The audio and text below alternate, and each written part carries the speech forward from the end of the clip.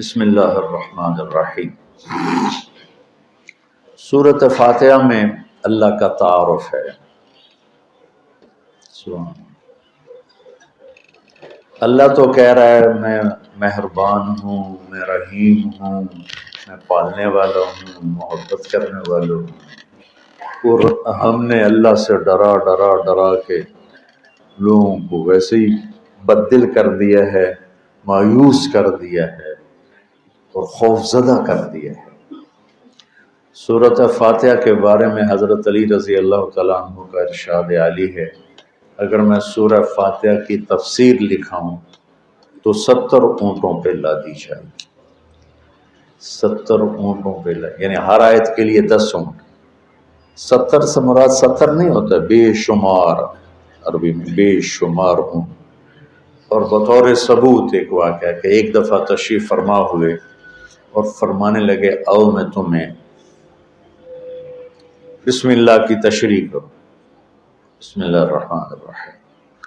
اور عربی وہ زبان ہے جس کے حروف کے بھی مطالب اور معنی ہوتے، واو کے مطلب ہیں، با کے مطلب ہیں، تا کے مطلب۔ تو بسم اللہ کی با پہ عشاء کی نماز کے بعد درس شروع کیا، فجر کی اذان ہو گئی، با کا کبھی سفر طے نہیں ہوا تھا۔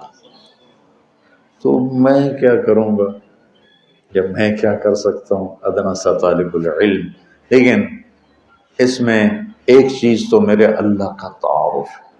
اللہ ہمیں مہربان کر کے رب، اللہ یہ بھی تو کہہ سکتا تھا الحمدللہ جبار السماوات والارض، الحمدللہ قہار السماوات والارض۔ سب تعریفیں اللہ کی جو سارے جہان پر جبار ہے، قہار ہے، غالب ہے، بادشاہ ہے، رب۔ اسماء حسنہ جو آئے ہوئے ہیں نا 99، 33 نام اس رب کے، اس لیے رب کا نام اسماء حسنہ میں نہیں ہے، رب آپ دیکھیں نہیں، لیکن المنتقم کو چھوڑ کر باقی ہر میرے رب کی صفت میں رب کا مطلب پایا جا رہا ہے۔ اس لیے اس کو اللہ نے اس میں، میرے نبی نے اس میں ذکر ہی نہیں کیا ہے کہ اتنا ہیوی ویٹ لفظ ہے جس کو اللہ تعالیٰ نے اپنے تعارف کے لیے پسند کیا کہ مجھ سے ڈرو نہیں، میں تو تم سے پیار کرتا ہوں۔ وہ پیار جو ماں اپنے بچے سے کرتی ہے وہ تو بہت تھوڑا ہے، میرے پیار کی کوئی انتہا ہی کوئی نہیں ہے۔ ماں کا پیار تو مختصر سا ہوتا ہے، اور میرا تم سے پیار لامحدود ہے۔ پہلا تعارف یہ ہے کہ وہ بہت مہربان، پالنے والے کے ساتھ ہے کہ حاکم ہے، بادشاہ ہے، رب بادشاہ کو کہتے ہیں۔ انہو ربی احسن مثوایا، یوسف علیہ السلام انہوں نے عزیز مصر کو کہا انہو ربی، وہ میرا بادشاہ ہے، اور اس نے مجھے یہاں بہت اچھا رکھا ہے، میں خیانت نہیں کر سکتا۔ بادشاہ، مہربان، رحیم، پالنے والا۔ اور قرآن کو ختم کیا کل اعوذ برب الناس، رب سے شروع کر کے رب پہ جا کے ختم کیا۔ آخر میں پھر یقین دلایا کہ میں تم سے بہت پیار کرتا ہوں، جو کچھ کہوں گا تمہاری محبت میں کہوں گا۔ اب گھروں میں نہیں دیکھتے، ماں کہتی بیٹا ناشتہ کرو، چھوٹے بچے میں نے نہیں کرنا، بٹھا کے اس کے منہ میں زبردستی ڈال رہی ہوتی۔ وہ کہتے ہیں کیا مصیبت ہے میرے لیے، وہ اس کو کھلا رہی۔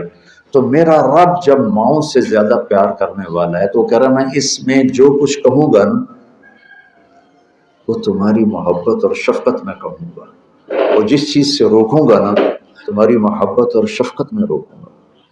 جیسے بچے رو رو کے ہلکان ہو جاتے ہیں، کوئی میری ضد تھی، میری وہ پوری نہیں ہو رہی تھی، میں رو رو رو رو میری 5-6 سالوں میں برا حال ہو گیا، کوئی بھی نہیں میری سن۔ پھر میں کیا، دیکھو تم نے مجھے کیا بات چلے، میں کہ ہوں میں رو رو کے تھک گیا، ہوں تو میری گل منو۔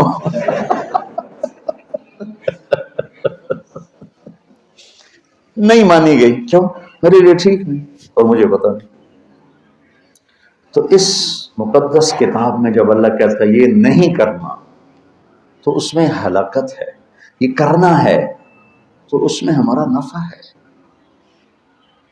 تو تعارف میں اللہ نے اپنے ربوبیت، اپنے رحم کو، اپنی مہربانی کو اس خوبصورت انداز میں ذکر کیا کہ دل کھنچتا ہے، اور اتنے حسین انداز میں پیش کیا اپنا تعارف۔ جیسے یہ کئی ساتھی کہتے ہیں جب آپ ہمیں کوئی واقعہ سناتے ہیں تو ہمیں لگتا ہے جیسے وہ ہمارے سامنے ہو رہا ہے۔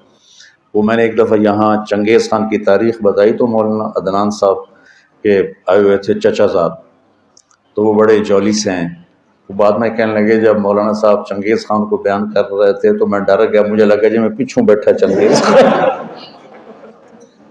تو میرا رب بھی جب کوئی بیان کرتا نا تو لگتا ہے سامنے آ گیا، سامنے آ گیا۔ تو اللہ نے اپنا اس خوبصورت انداز میں تعارف کرایا کہ لگا جیسے اللہ سامنے آ گیا ہے، تو وہ کہتا ہے میں تیری ہی بندگی کرتا ہوں، جیسے وہ سامنے آ گیا۔ ایا کا ایا ہو نہیں، ہم اس کی بندگی کرتے ہیں جس کی یہ تعریف ہے، ایا کا۔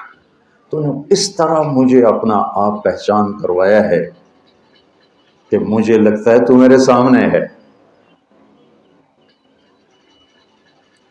کبھی ہے حقیقت منتظر نظرا لباس مجاز، کہ ہزاروں سجدے تڑپ رہے ہیں میری جبین نیاز۔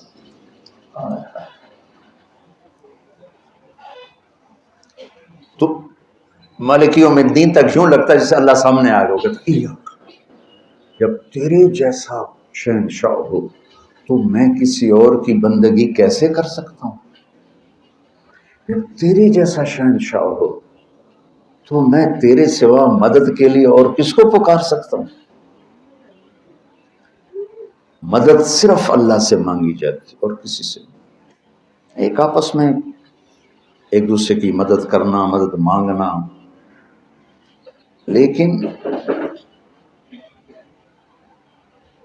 ایک ہی ذات ہے جس کے سامنے جھولی پھیلائی جاتی ہے، وہ اللہ ہے۔ ایک ہی ذات ہے جس کو پکارا جاتا ہے، اللہ ہے۔ ایاک نستعین، تیری تجھ سے مانگوں گا اور کس سے مانگوں گا؟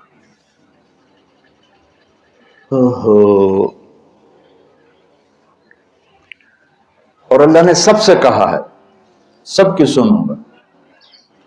ہمارے جی حالت ہے نا، جی ساڈی سندا نہیں تہاڈی موڑدا نہیں۔ ارے بھائی بے نیاز ہے اور مہربان ہے، جس کی چاہے موڑ دے، اس میں کیا؟ تم مانگنے والے بنو، وہ دینے والا ہے، لیکن پکارو اسی کو۔ وَإِذَا سَأَلْتَ فَاسْأَلِ اللَّهَ وَإِذَا اسْتَعَنْتَ فَاسْتَعِنْ بِاللَّهِ۔ جب مانگنا ہو اللہ سے مانگ، اور جب مدد کے لیے پکارنا ہو تو صرف اللہ کو پکار، اللہ کے سوا کوئی مدد کرنے کے قابل۔ رحیم یار خان جا رہے تھے اور جا رہے تھے راجن پور سے، راجن پور سے آگے خواجہ غلام فرید رحمۃ اللہ علیہ کا جو ہے شہر، کیا مٹھن کوٹ مٹھن، تو وہ ہم نکلے گپوں میں، ہماری ذمہ دار جماعت، ہمیں یاد ہی نہ رہا بھائی ذرا وہ بھی دیکھ لیں کہ تیل بھی ہے کہ نہیں۔ تو وہ راستہ سنسان، ایک دم گاڑی نے جھٹکے کھانے شروع کیے۔ تو میں کہ کیوں ہے؟ تیل مک گیا۔ مر گئے وہی تو تیل پٹرول پمپ بھی کوئی نہیں، کی بڑھنا ہے کوٹ مٹن تھی دھکا لا بھی ہے، لیکن شہنشاہ کی مدد ساتھ ہوتی ہے اللہ کے راستے میں۔ ہماری گاڑی اپنے دھکے میں چلتے چلتے دیکھا تو آگے پٹرول پمپ، اس پہ چڑھ گئی تو ہم نے اللہ کا شکر ادا کیا۔ تو ایسے راستوں پہ کون جانا مانگتا ہے؟ تو غیر المغضوب علیہم ولا الضالین، یا اللہ وہ راستہ نہ ہو جس پہ نہ پٹرول ملے، نہ روٹی ملے، نہ پانی ملے، نہ چائے ملے، نہ نسوار ملے۔